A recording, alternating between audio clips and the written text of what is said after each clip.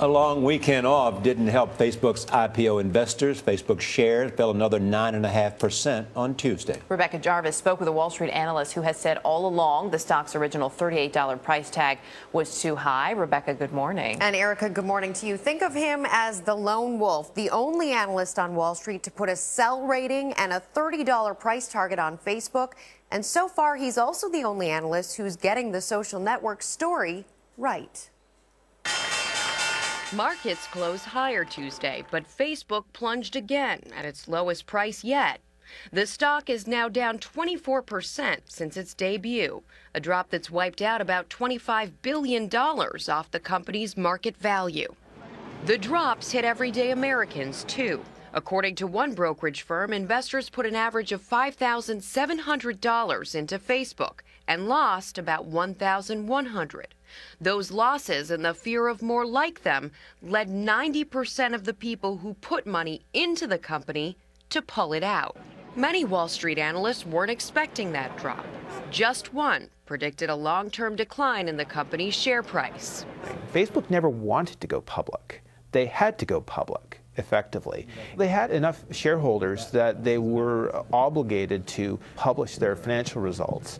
And as that gives away many potential secrets and one of the major advantages of being a private company, they decided that the advantages of being public outweighed staying private. Sure. The lure of cash didn't hurt either. Facebook raised $16 billion and the execs got rich overnight. But the stock slide has hurt them, too. While Mark Zuckerberg has been keeping a low profile on his honeymoon, his net worth has dropped by $4.6 billion. So how did this analyst get it right? He got it right because he looked at the fact that Facebook, in order to make the money that Facebook needs to make to keep this valuation, they have to spend money. And he says he's one of the only analysts who was looking at this from the perspective of, if you have to spend this kind of money, you're going to also have to cut into your profitability. And if you cut into your profitability, then I can't justify a massive price target on your stock. And in some ways, wasn't the profitability always in question, too? Certainly. I mean, Facebook makes most of its money on ad revenue. 85% of that $3.7 billion sales comes from ad revenue. And there's a lot of questions still out there. And we heard this prior to the IPO, as I reported.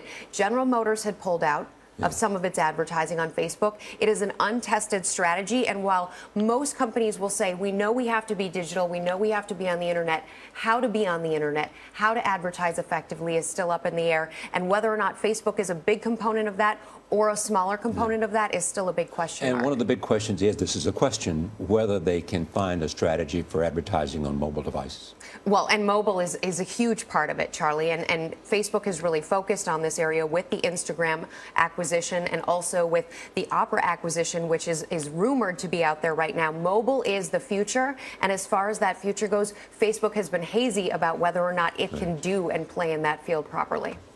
Great stuff, as always. Rebecca, thank you.